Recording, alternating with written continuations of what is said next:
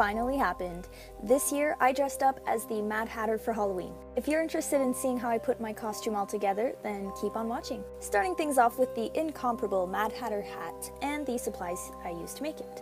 So the foam of a yoga mat was the material I used to create my hat, and to hold it all together, I used crazy glue as well as the hot glue gun. I used an X-Acto knife to get those nice sharp cuts through the foam, a pen to trace out the pattern onto the foam, some scissors to cut out the paper patterns, and the cut paper patterns.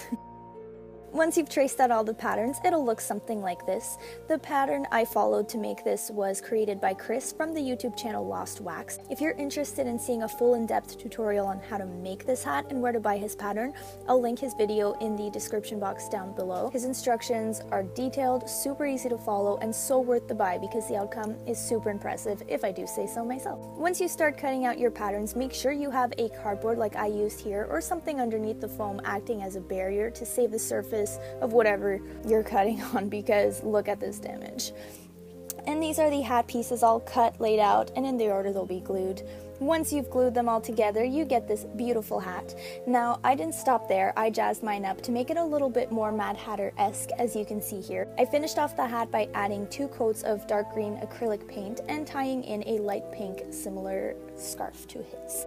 I made the little card on the side of the hat out of plain white cardboard, just drew on some numbers with a black marker, and then burnt the edges out a bit using a lighter.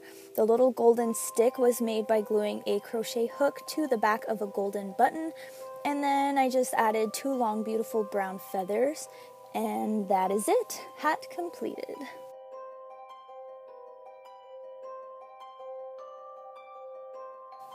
Now moving on to makeup, I pulled inspiration from a few different places to achieve this look, but mainly from photos I found on Google and of course by putting my own spin on makeup tutorials found here on YouTube. The main products used here are number 1, white face paint or even a light shade foundation if you can get away with that, which is actually what I did because I have more of a medium to tanned type skin tone naturally, but do whatever works best. Number 2 is the NYX Ultimate Brights eyeshadow palette. I think that's pretty self-explanatory. It had pretty much every bright color you would need, and I used it for my eye makeup, my cheek contours, and for my orange brows. Number 3, for the lips, I used a dark purpley lipstick. This one is by Lime Crime, and it's in the color Poison Berry. And number 4, pop on some false lashes and green colored contacts to make it look even more dramatic, and voila, makeup completed. Lastly, let's get into the details of my outfit, starting with my thread sash. I just took some shoelaces and laced up a bunch of spools of thread and tied it by my waist. This accessory pulls out all of the bright colors of the outfit, which is essential in making the look more outlandish. I also put a scarf around my neck and made it into a bow.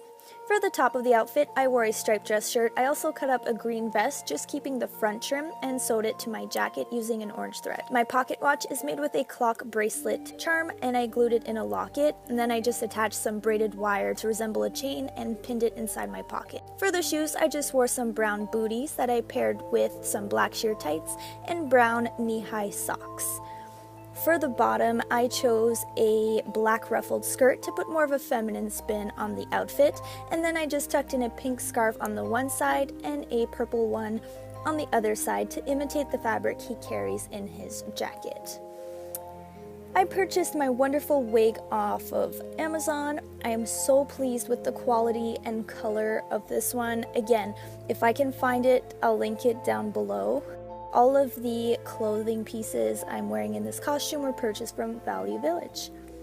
So there you have it. This is my completed DIY Mad Hatter Halloween costume. Thank you so much for watching, and I'll see you in my next video.